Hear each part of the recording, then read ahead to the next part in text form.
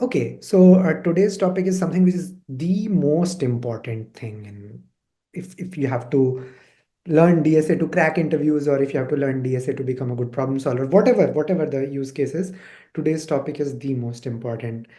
So yeah, all of you know it's about recursion. But before we get started, I usually ask this question every time before I teach this topic. How many of you are afraid of recursion? I mean, you probably panic a bit when you see a recursive code or recursive logic. You can just say yes or type +1 or whatever if recursion is something which makes you little uncomfortable. So the first thing I would like to say is that if you feel intimidated by recursion, please look at the chat box and find out that you are not alone. Many people feel like that. Okay, so nothing is wrong with you. Many people feel like that. Why? Because right from the childhood, our brain is trained to think linearly. It is trained to think iteratively. So how we kind of think is that, okay, if mom asked us to buy these items from market, we we plan it iteratively. We plan it in a way that, okay, we'll go to this shop, get those two items, then that shop goes those three items, get to the next shop. So do you see the planning is just like for loops? So for loops are pretty easy to understand, where you are like, okay, in the first step, I'll do this. Now, first step is gone. Now we are in the second step. I'll do that. Second step is gone. And then the third step, and then the fourth step. So it is pretty easy to comprehend. But when you talk about recursion, our mind does not usually think in terms of recursion. It doesn't think like, okay, if I have these many tasks, imagine that all the n minus 1 tasks are done. Now, can I do something through which all the n tasks are done? Do you think like this? Have you ever thought like this? Or have you ever seen a human thinking like this in general while dealing with real life problems? No, you'd not, right? But the same human, when has to solve a question on graphs or a question on trees or your favorite dynamic programming, he will have to use recursion. If he can't, he won't be able to even proceed. Yeah, the today's theme is around recursion, and in recursion also building blocks of recursion. So what is recursion all about? You guys can just type it in the chat box. What comes to your mind for the first time when this word buzzes through your ears? Yeah, a function calling itself. Very good. So that is the first thing which comes, that there is a function and this function calls itself again. So maybe I called this function for x and this function calls itself for x plus 1 or x minus 1 or 2 into x, right? But with a changed value of x. So the input changes, but function remains the same. That, this is not definition of recursion. This is just a way to implement recursion. When you talk about recursion, and if you ask me to actually go ahead and define it, I would say recursion is all about break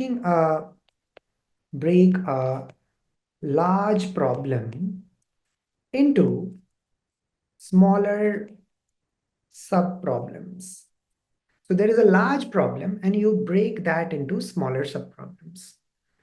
And this thing can be only felt, can be only realized through some mathematical equations. Now, they are very simple mathematical equations, some expressions. And so you have seen it. It's not like you're seeing it for the first time. You've already seen it. You must have known what is the definition of n factorial. It is the product of what? It is the product of first n natural numbers. Now, the moment you look at it, you can say that, hey, if you're defining n factorial as the product of first n natural numbers, then what do you think this is? This thing is nothing but product of first n minus 1 natural numbers. Hence, it must be regarded as n minus 1 factorial. And then what remains is multiplied by n. So from here, what I can say is that the value of n factorial depends upon the value of n minus 1 factorial. So think, let's say somebody asks you that, hey, find me 10 factorial. Now your iterative brain, how does it think? It thinks like this. I'll write a for loop where I'll do 1, then into 2, then into 3, and so on and on. I'll go till 10. This is how you think. But recursion, what recursion says is that, hey, once I have got hold of this relationship, then it excites me. I can just say that if somebody tells me the value of 9 factorial, let's say 9 factorial, I don't know what it is. Let's say the value of 9 factorial, I'm just guessing. Let's say it is something like this.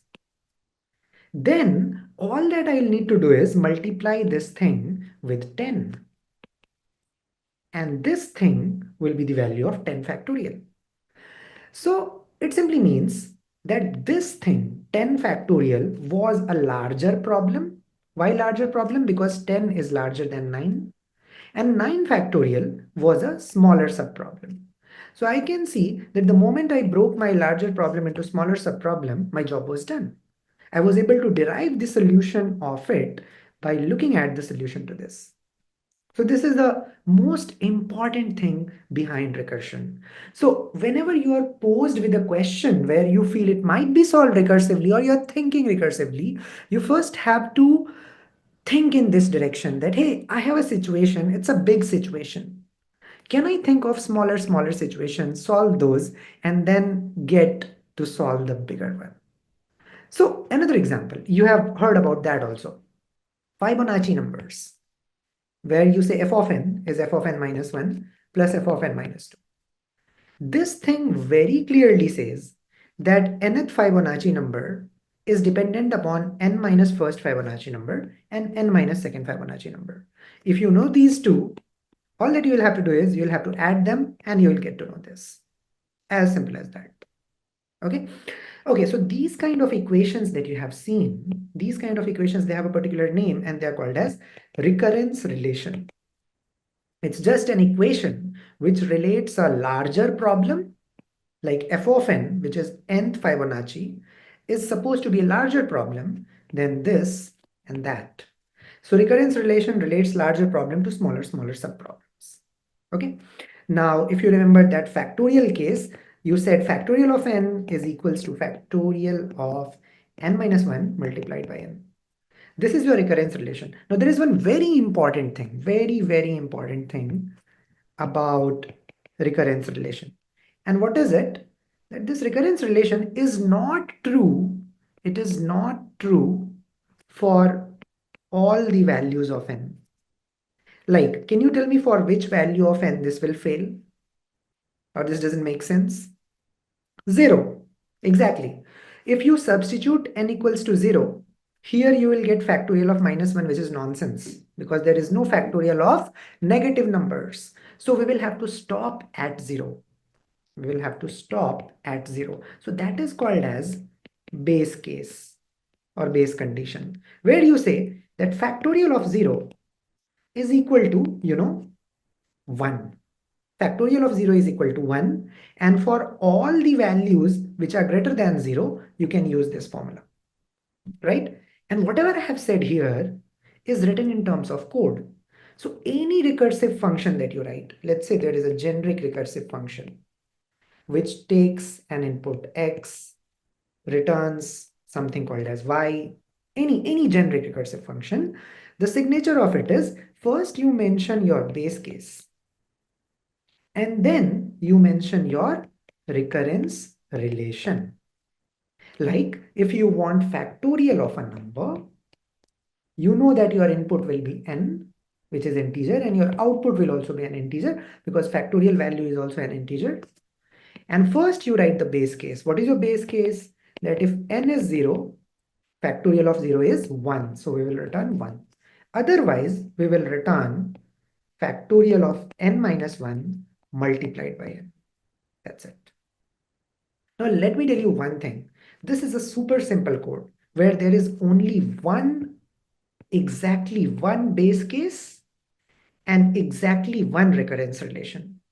But there can be some complicated problems, hard problems, DP graph problems, where you will need to write multiple base cases and also multiple recurrence relations. So that is the skill which you have to learn over the time before embarking onto those topics. In Fibonacci number, you do not have two recurrence relations. You only have one recurrence relation because you always say that factorial of n is factorial of n minus 1 plus n minus 2, right? So two function calls are there, but there is only one recurrence relation. Base case also you can have one. So I can just show you if you want to write Fibonacci of n. Okay, you guys tell me what is 0th Fibonacci number and what is first Fibonacci number. F of 0 is 0, f of 1 is 1, and everything else is derived from that. So you can say that, hey, if n is smaller than 2, return n. And it makes sense, doesn't it? Because if n is smaller than 2, it falls either in this category or that category, right? Where for 0 you return 0, for 1 you return 1. And for everything else, you can return fib of n minus 1 plus fib of n minus 2. So what I'm saying is that you could have written two if conditions here, but that is unnecessary. You can club them also, right? But certain times, it's not possible to club. Certain times you have multiple recurrence relations also. We will see such questions like those today in the class. But is the basic idea clear? How many of you are clear with the basics that I have spoken so far? Just type in yes or no. Okay, that's awesome. Now, there are few very, very important things about recursion that we really, really need to get hold of as soon as possible. Okay. The first thing is look at any code. Doesn't matter what code you're looking at. Okay, let's look at this code. Finding factorial of a number. Here, if I ask you, tell me the time complexity, what would you say? How much time does this code take?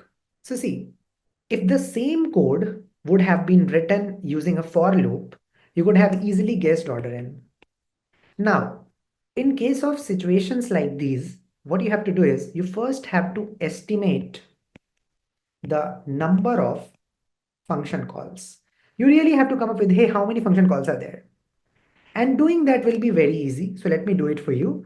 I can just say that the first function call would be factorial of n, which in turn will call n minus 1, which in turn will call n minus 2. It will keep going down and down and down. Finally, factorial of 1 and then factorial of 0. So if I look at it, how many function calls have happened? Exactly n function calls, because we have gone from n till 0 in steps of minus 1, minus 1, minus 1. So there are n function calls. Now, in each function call, how much work we are doing, we need to figure that out. So if you again look at the code, I can say that, hey, in each function call, we are just multiplying two integers.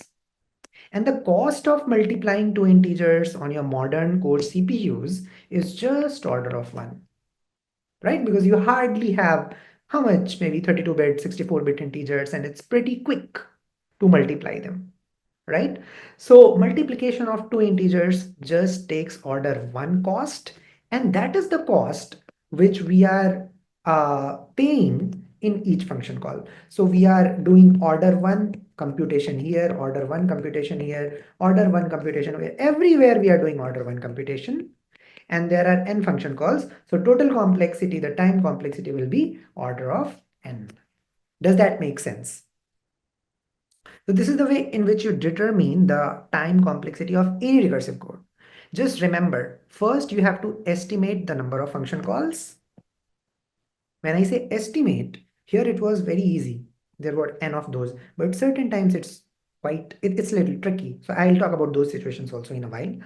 But this was pretty easy, right? Now, one more thing. How about the space complexity? So if you look at that code, you will see that I am not using any extra array or list or anything, right? But how is recursion internally implemented? Recursion is internally implemented using a call stack. So whichever operating system your program runs on, what that operating system does is it maintains a stack of function calls. And it is very important. Why it is very important? Because when the control moves from this function to this function, And let's say this function has returned a value. Then we need to switch back to it, right?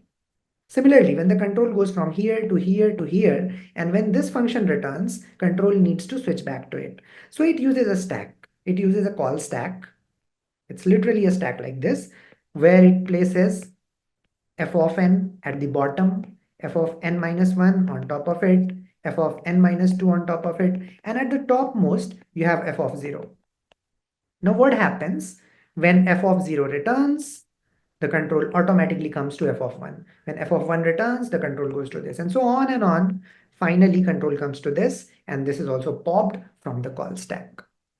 So this is the idea behind call stack. Now, the height of this call stack, as you can see, will be order of n, because we have seen that f of n is waiting for f of n minus 1, which is waiting for n minus 2, which is waiting for n minus 3, and so on and on and on.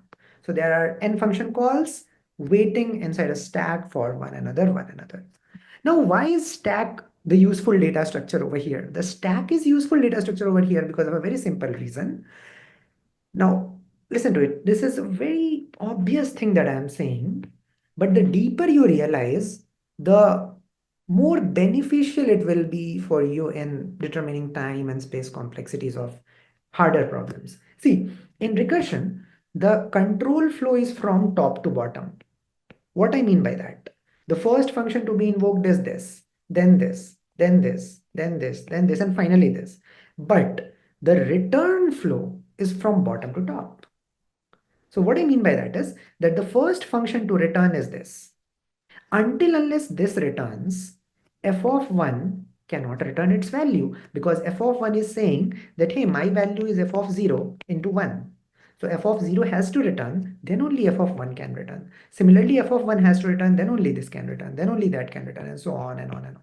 Now, because the control flow is from top to bottom and return flow is from bottom to top, it reminds us of a last in first out data structure. And what is that?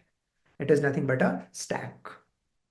Okay, that being the reason stack is used for implementing call stack. All right. Okay, awesome. So now what we'll do is we'll look at a code snippet. So usually what happens is when you see a recursive code, and if you see that a function is calling only one function, it is very easy to figure out what it is doing. It's not that complicated or tricky, right? But this time, let's have a look at maybe different function. So I'm just writing it here. So let's say you have a void function, void func, and here you pass an integer x. All right. Now, what is the logic? So your logic is that first you print the value of x, and then you have a case that if x is greater than or equal to 3, then you return, which is you exit. And then you call func for higher input, which is x plus 1, and then even higher input, which is x plus 2. So in this code, this is our base case, base condition. Yeah, we are printing something before base case. That's all right. And after that, what we have here is our recurrence relation. Now let us say I invoke this function func from my main function and I invoke it for 0. What you guys have to do is instead of, you don't have to run this code on your computers. Instead of running this code on your computers, run it in your brains, run it in your brain, and then predict the output. Predict what will be the output when this code runs on this input. So you can take a 1 minute or so, and if you get a specific output, you can type it in the chat box. Okay, so I think we have started to get some outputs. So Abhishek is saying 0, 1, 2, 3, 2. Okay. Ashutosh is saying something different. 0, 1, 2, 3, 4, 3, 2, 3, 4. Okay. How many of you are getting this? You can just write a +1 or say yes if you're getting something like this. Okay. Let's see. And let me ask one more interesting question. How many of you feel like you are blocked, you are stuck? I mean, you're not very sure about how the recursive flow is happening. How many feel like that? And I tell you again, it's very natural to be in that zone because when you're a beginner, you're not quite sure. So there are some tools, very easy tools to predict the output. And it's a super simple tool if you really understand it well. So let me just explain it. So it's about recursion tree. So what we do is we draw a recursion tree diagram, and that helps us by leaps and bounds. So we say that, hey, the first recursive call is f of 0. So write it here. Now let's do one thing. Let's look at the code. The first line of the code is to print the value 0. So we all know it will first print the value 0. So let's put it here, 0. It's printed. And then we know this condition is not true. Now it will make a function call to 1, and then it will make a function call to 2. Here, a lot of people get confused. Here, they feel that, hey, are these two things happening parallelly? No. Recursive code is not parallel code. Let me tell you that because we are not creating multiple threads here. We are not creating multiple threads or processes. It's simple sequential program. So until unless this exits, the control will not come to this and this will not start. So if this function call has been made, then first this function has to return. So that control comes back to this and then it invokes this and then this runs. So this is how things happen. Okay. So for now, we all know that the control has been transferred from f of 0 to f of 1. So now let's come at f of 1. And now again, if you look at f of 1, first thing we will do is we will print the value 1. So let's have it printed. And then after, we will see this condition is not true. So we will come here and we will call f of 2 and then f of 3. So we first call f of 2 and then we will call f of 3. Now mind it guys, why I am writing these function calls, you might be wondering that why I'm writing these function calls. So I'm doing that because when the control comes back to f of 1, I should know where to go to. Similarly, when the control comes back to f of 0, I should know where to go to. If you do not write them, and when the control comes back to f of 0, you might just be confused, right? So no matter how many function calls you have, let's say you had 10 function calls, you just list them in a line from left to right. That is the idea. Okay, for now, the control is at f of 2. So when the control is at f of 2, it will print the value 2. So let us print 2. So 2 got printed.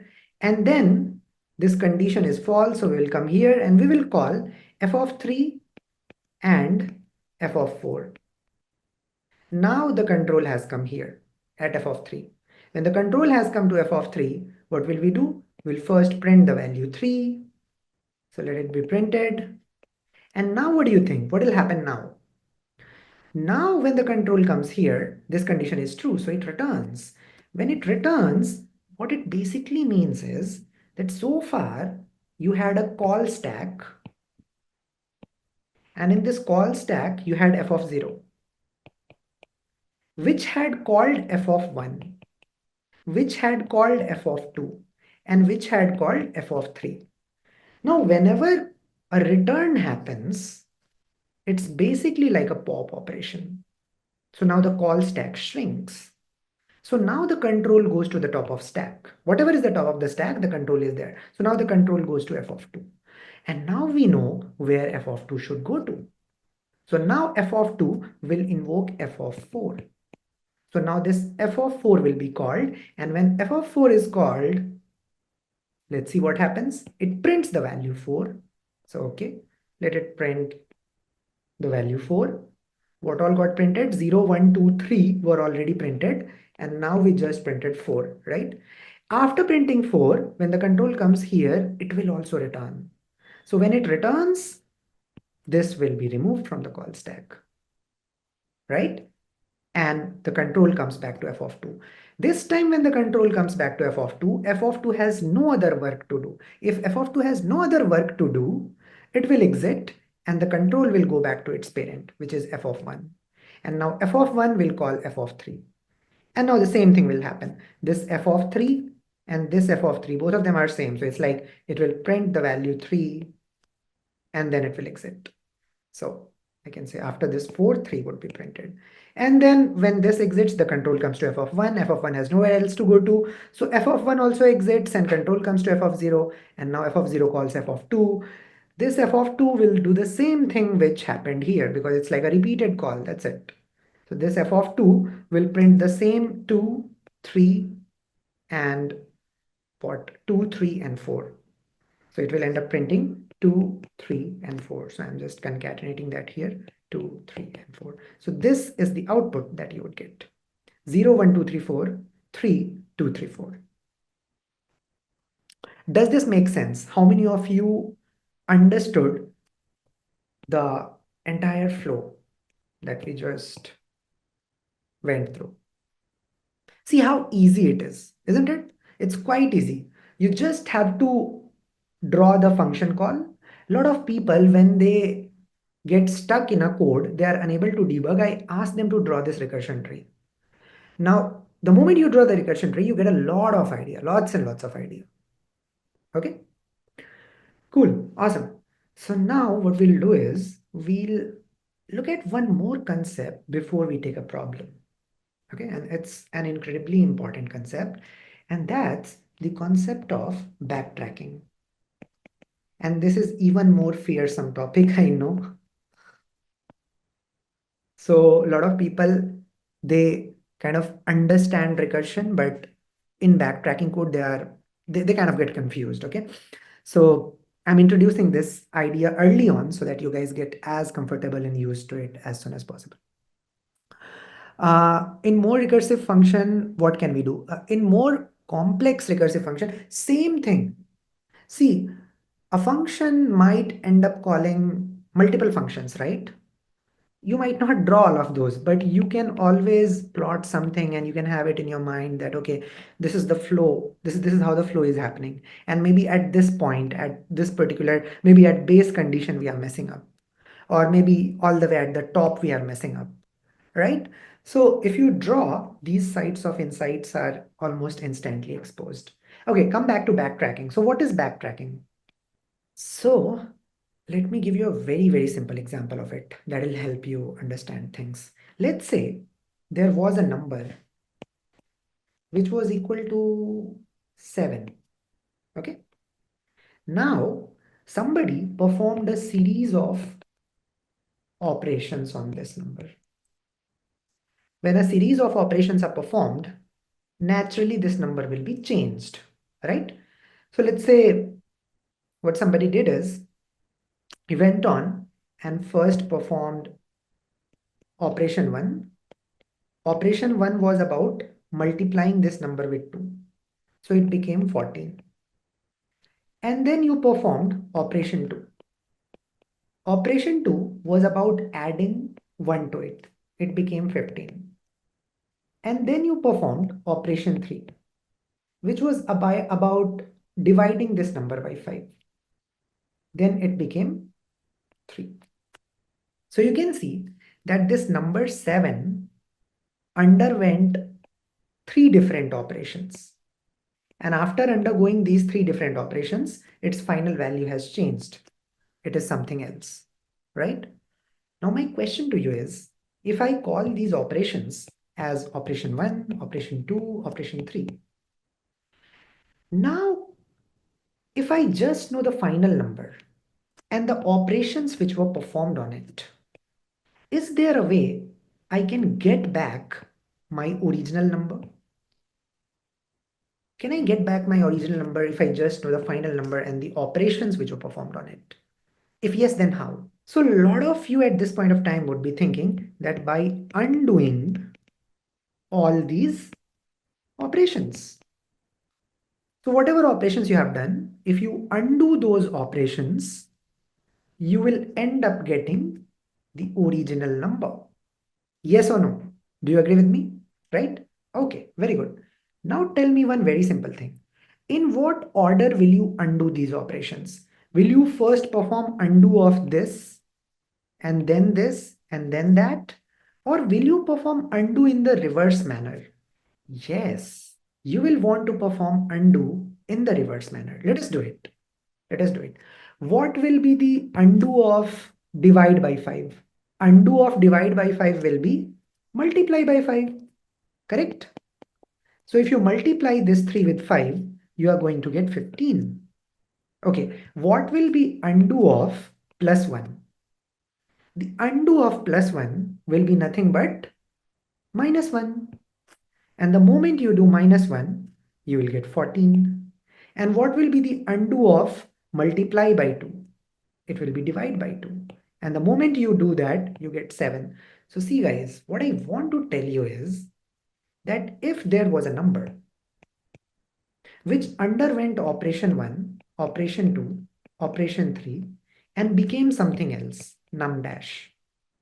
If you want it to come back to num, you first have to undo operation 3, and then you have to undo operation 2, and then you have to undo operation 1. So the sequence in which you act or you do in the reverse sequence of that, 1, 2, 3, 3, 2, 1. In the reverse sequence of that, you have to unact or undo. Is it making sense? This is the basis of backtracking. How many of you understand this idea? This is a really, really simple thing. But let me tell you that this is the basis of backtracking. Those who understand it, for them it is very, very simple to follow the idea of backtracking. All right, now, once we get this, then we can appreciate a lot of things that, hey, why recursion and backtracking, they complement each other. What is the reason behind it? So let's understand.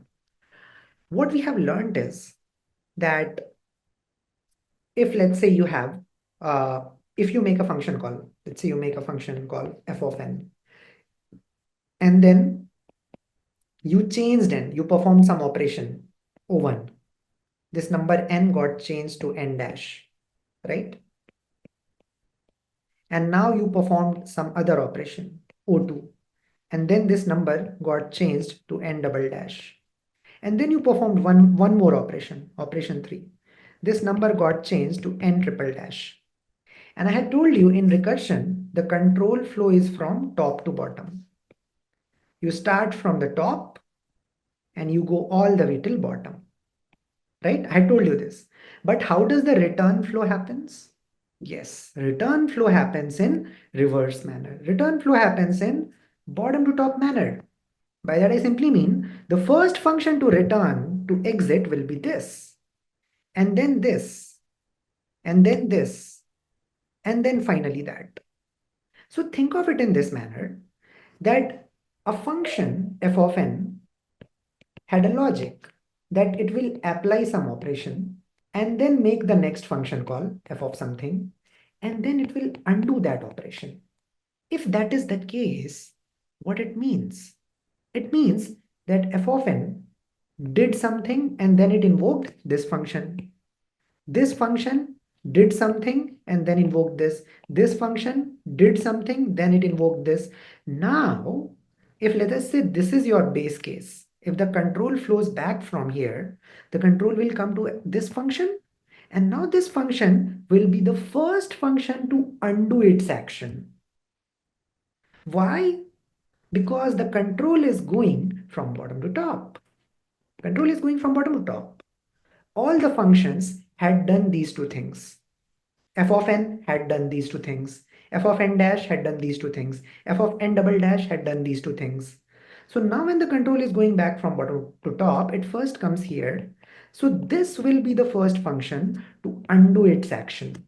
So when it undoes its action, which is when it undoes the operation 3, this value will get back to this value. Similarly, when control comes back to this and when it undoes this operation, this value will come back to this value.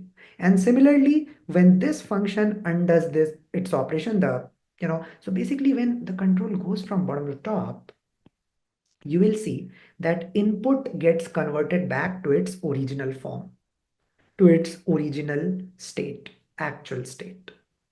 Now, the only thing I wanted to talk about here was, because recursion control flow is from top to bottom and return flow is from bottom to top, so backtracking naturally happens. Because the idea for backtracking was that undo operations happen in the reverse order. If this is 1, 2, 3, this must be 3, 2, 1. And because in recursion, that is how the design is, so it naturally happens. That is the reason recursion and backtracking, both of them immensely complement one another. So if you want to write a piece of code where you have to, where let's say you have an array or a list or anything, and let's say you are modifying it continuously on and on and on, and then you want to restore it back to its original form, to its original state. Recursion is the way to go, because whatever operations you had done, they will be undone in the reverse manner when the function calls return. Okay, see, when I give you a problem and apply this thing, then it will make 100% sense. What I have given you right now is just a crude idea. I have just prepared your brains to absorb whatever I'll be doing. So don't worry if you did not get it 100%. But even if you got it like 10-20%, that's good enough. How many of you got it, by the way? How many of you understood at least some parts of it? That the first thing, what is this thing? And why do recursion and backtracking complement one another? Okay, great. So now what we'll do is we'll take a very, very classic problem. It's a very well-known interview question. So let me just list down that problem and then we'll solve it. So it's about generating all subsets of a set. A lot of you might have heard this question. It's very, very basic problem. What is a set? A set is a collection of distinct numbers. So let's say 1, 2, 3. How many subsets will it have? Yeah. So whenever you create a subset, how do you do that? You basically say that for each element, there are two choices. You either take it or don't take it. Take it or don't take it. Take it or don't take it. So there are two choices for all the elements. So 2 into 2 into 2 is 8, right? So if you list down all the subsets, the first one will be empty. The second one will be just 1. And then you have 1, 2. And then you have 1, 2, 3. And then you have just 2, 2, 3, only 3. What is it that I'm missing on? Yeah, I'm missing on 1, 3. So these are the different subsets of this set. Now we have to generate them. So how can I go about it? Alright. So yeah, pick or don't pick, take or don't take. These are some jargons which I'm quite sure you guys would have heard. The idea over here is elements of choice. See, if you are solving any question which has elements of choice, like here, I told you at the very beginning, for each element, there are two choices. Either I'll take it or leave it, right? At times, there can be three choices also, four choices also, 100 choices also. So in graphs and dynamic programming, there are hundreds, thousands, n choices. That is the reason you use recursion there. So if you have elements of choice that, okay, at a certain point of time, I can either move in this direction or I can move in that direction or I can move in this direction, then the question belongs to recursion. Okay, that is the idea. You might have seen a lot of grid problems, okay, where there is a grid, something like this, and you are asked that, hey, you are standing here and you have to reach here, and you can either move one step right or down. Tell me in how many different ways you can reach here. Have you seen questions like these? You must have seen. Such kind of questions have inherent elements of choice, because whenever you are at a point, you can either go right or you can go down. And maybe the question says you can go diagonal also. So whenever you see that there are choices, different choices, the question naturally becomes one of recursion. Okay, so how will we apply recursion in this scenario? Let us understand this and let us understand it logically. I would say that, hey, I have 1, 2, 3 with me, all right? And I said for each element, there are two choices. So let me do one thing. Let me start my journey from the first element. The first element is at some index. Let's call it IDX. And then what I'll do is, along with me, I'll keep an additional array. In this array, I will collect the elements which I have picked. So if I pick something, I'll put it inside this, as simple as that. Okay. So what is my first index? It is 0. So I'll start my journey all the way from 0. And what I have with me initially is an empty array. Now, index 0 refers to array of 0. Please keep it in your mind. IDX refers to array of IDX. An array of IDX is the element which can either be taken, yes, or not taken, no. So for now, array of 0, which is 1, it can either be taken, which is yes, or not taken, which is no. So if you take this element, what will happen? You will end up collecting it. And if you do not take it, it will remain as it was. And whenever you have made your choice on an element, then there is no point standing there. Just move on to the next element, which is index plus 1. So you will go to index 1.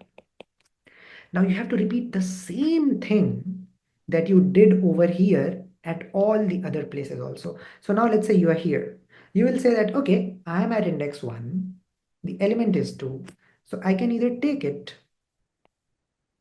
or not take it. So if I take this 2, what will happen? I'll end up gathering 1 and 2.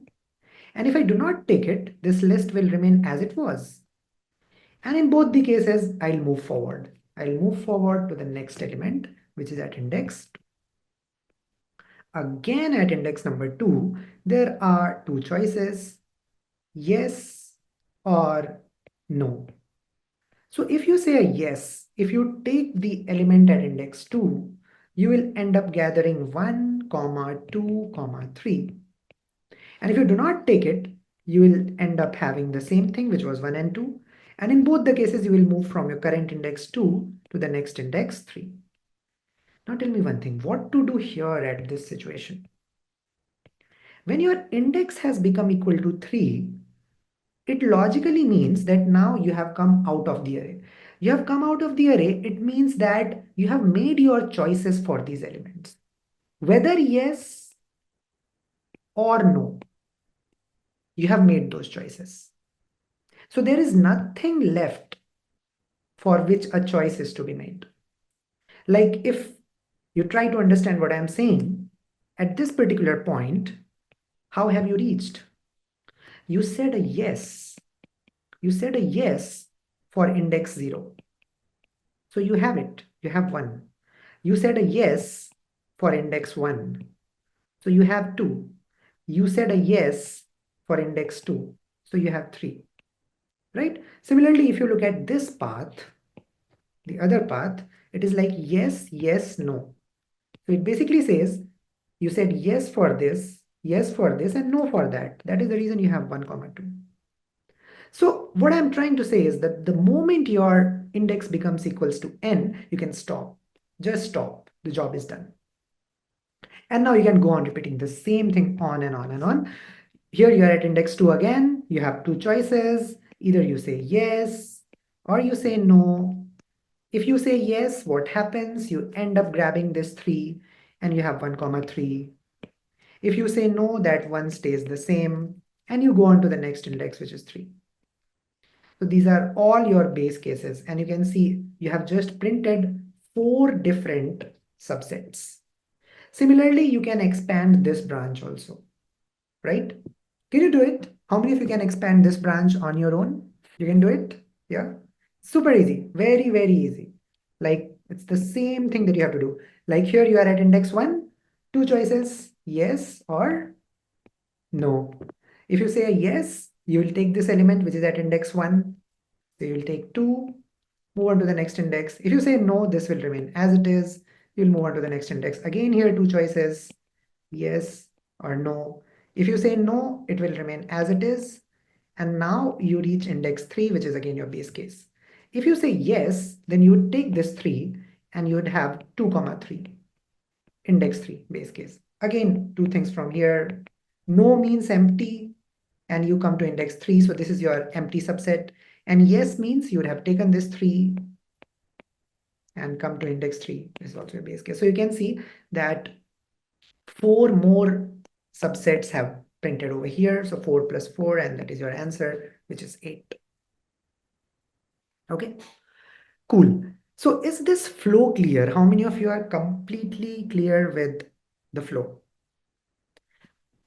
Now, before we go ahead to code it, we will first talk about the time complexity of it. What do you think is its time complexity? So do you remember what were the steps that I had told you? What are the different steps which you apply to find the time complexity of something? First step is about estimating the number of function calls. Here, each node that you see, each node is a function call. Every node is a function call, right? So how many function calls are there? Can you estimate it? So I would say that, hey guys, this is just like a binary tree for me, which had a root and then two children and then two children and then two children. So this is like a binary tree. In this binary tree, at the last level, how many nodes will be there? Just guess. How many subsets are there of a set? 2 power n subsets, right? So at the last level, there will be 2 power n nodes. On top of it, how many? Just half of that, right? Because you can see that it grows in double. 1 becomes 2, 2 becomes 4. So above it, the number of nodes would have been 2 power n minus 1, then 2 power n minus 2, and at the top 1. Now, if you look at this series, it's like a geometric progression. It's a geometric progression with a common ratio of 2. So if you just go about summing it up, you will get a value like this.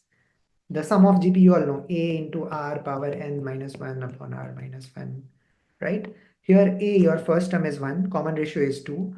Number of terms is n plus 1 because you start from 0. From 0 to n, there are n plus 1 terms. So 2 power n plus 1 minus 1. And this 2 minus 1 is anyways 1. So the number of function calls is this much. And people write it as 2 into 2 power n plus 1, sorry, minus 1. And then they ignore this and that constant and say that, hey, it is approximately 2 power n. So there are 2 power n function calls. In fact, we can see there are 2 power n function calls in the leaf itself. And of course, leaf has the maximum of them. So number of function calls is 2 power n almost. And I can say that at leaf, we are also printing these subsets. So if the question is to print all the subsets, you will be printing all of them, right? Now printing a subset in the worst case would take n time if there are n elements inside it. So the time complexity of that would actually be 2 power n multiplied by n, provided you are printing all the subsets. Is it making sense? How many of you understand this time complexity? All right, great. Now, how do we implement it? So here you can, so I told you that the first thing you need is index. This index is pointing to an element of your input array. And the second thing that you have is maybe a temporary list, a temporary array list, or maybe a vector or whatever, something like that. Okay. Now, the logic that you can have is whenever you are saying yes, you can just push that item inside your vector. Okay. And whenever you are saying no, in that case, you will not push. So, okay, you realize if you want to take an element, you have to push it in your vector. You have to add it to your list, whatever it is, right? Now, if you go on doing that, let's say you have 1, 2, 3. Now you start from index 0. You have an empty vector. Here, you say that, hey, what I'll do is I will push. Okay. Now, the moment you push this thing in your vector becomes this. And you move on to the next index, which is 1. Right? You know that the other call also has to happen, but I'm just putting it like this for now. Right? Now you come here and you say you are at index 1. So there are two choices, either take or don't take. When you are saying take, it's a push. So if you push this item, you get 1 and 2, and you move on to index 2, right? Now again, when you reach here, you either take or don't take. So if you push, what happens? You push this 3 and you get 1 comma 2 comma 3 and you reach here. Do you see one thing? What has happened over here is that over the time, your list has been modified. Why it has been modified is because it has undergone some operations. It has undergone some operations. And what are those operations? The first operation was to push 1. The second operation was to push 2. The third operation was to push 3. But we all know that when we consider other branches of recursion, in those branches, we might not want these elements to be present. Like, what would be your expectation? When you go to this branch, you want to go ahead with an empty list, right? Because you said, I don't want to take this element. You initially have an empty array. And if you discard this element, if you don't like to take it, then you move on to the next index, which is index 1, with an empty list, right? Now, if this list has been flooded with these elements, there has to be a way to remove them, right? So how do we do that? We simply do vector dot pop back. So there is a function called as vector dot pop back. In list also you have delete from the back. So what we will do is we will say that whenever we are at a function call, we will first push, then we will make the next function call. And when this function call returns, we will pop, right? We will pop. But mind it that this pop operation is going to happen after this function returns. So this pop operation has still not happened. Similarly, this pop operation will happen when this has returned. Similarly, this pop operation will happen when this has returned. Now, because this is a base case, so this will return. So the very first pop operation to happen will be this. And when this pop operation happens, what will happen? This 3 will be removed and you will be back to 1, 2. And now when you go to this branch of the recursion, the other branch where you simply increment your index and do not add any element, then you can say that, hey, this is simply our second subset. This is simply our second subset. Now again, when the control goes back from here, when the control goes back from here, what would you do in that case? In that case, you would look here. What you had done was you had performed a push. You had pushed an element. So now you would pop. The moment you pop, this element will be removed and this list will be back to its original form. And now when you go in this direction, this particular direction, you will go to the next index, which is 2 with 1. And now again here at index 2, there are two choices, yes or no. So yes means you want to push, right? So if you push this particular element, which is 3, you will get a 1, 3. And you will be at index 3, which is your base case. Now when this returns, we all know that the pop operation will happen. And because that pop operation happens, so this 3 is removed and it goes back to 1. And now when you go here, it's the no case. So in the no case, you simply increment the index, do not add anything and print it. Now the control comes back to this, comes back to this. And now what happens here? Perform the pop. When you perform the pop, this gets removed and it comes back to this. So guys, do you see one thing? Whenever the control came back to a function, that input was restored to its original state. Restored to its original state. And that is exactly what we wanted. We wanted that, hey, when the control comes back to this, all the elements that I added here in this flow should be removed. Similarly, we wanted when the control comes back here, all the elements that we added in this state should be removed. And how do those removals happen? Those removals happen by the virtue of undoing whatever you had done. So if your action was push, the undo of that is pop. And that happens from bottom to top. And that is the reason why this all works. Otherwise, you would have to use different vectors for different function calls. And a lot of people do that. You know what a lot of people do? They create two copies of this vector.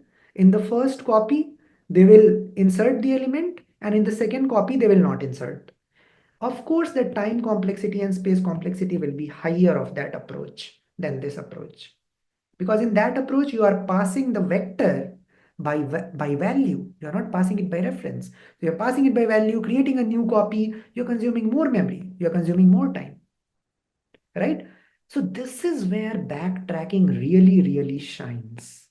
So where it shines, you want to use the same input at different places, and you know it will be modified, but you know the art of recovering it back to its original state. And what is the art of doing it? Simply undo whatever you had done. So backtracking can be summarized in 3 lines. You do something, call that something as x, and then you make a function call, and then you undo that thing, undo that x. That's it. This is all about backtracking. So if you were to write the code for this thing, I would say let's just have a method void called as print all subsets. The first thing is index. The second thing is a vector of integer, which you are passing by reference. Let's call it subsets. Okay. Now, tell me what is the first line that you put in recursive code? The first line you put in recursive code is base case. Yeah. And what is the base case here? The moment index has become equal to n, where n is the size of original array, in that case, what do? You simply print your subsets and then you return. Otherwise, what you do? Otherwise, there are two transitions. The first transition is yes, and second transition is no. In the yes transition, what do? You do subsets dot pushback array of idx. So you push this element. After having pushed this element, so this is like your do. And what do you do after do? You make the function calls. So you'll make the next function call, which is print all subsets, and you will call it for a higher index and pass the same subsets by reference. And when the control comes back, you go down and you undo whatever you had done. What will be the undo? Subsets dot pop back. Automatically, it will ensure that whatever you had pushed, that only will be popped back, right? And then what is no transition? No transition is where you simply call, call the function to the next index without including any element. That's it. That's literally it. This is the code through which you can go ahead and generate all subsets of a set. I think I've covered all the cases. Maybe you can see if something is missing, you can add that, but I think that should be good.